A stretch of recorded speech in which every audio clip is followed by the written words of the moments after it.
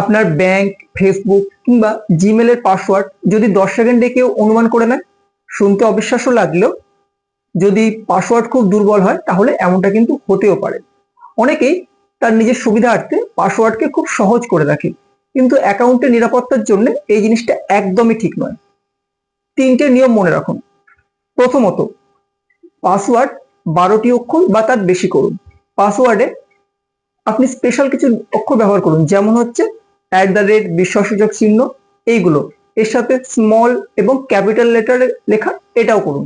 এবং যদি অ্যাকাউন্ট অনেকগুলো থাকে, অর্থাৎ একের বেশি, সেক্ষেত্রে প্রতিটা একই পাসওয়ার্ড একদম দেবেন না, আলাদা আলাদা পাসওয়ার্ড দিন। মনে রাখবেন, একটা স্ট্রং পাসওয়ার্ড আপনার ডিজিটাল নিরাপত্তার জন্য সেটা কিন্তু প্রথম ধাপ।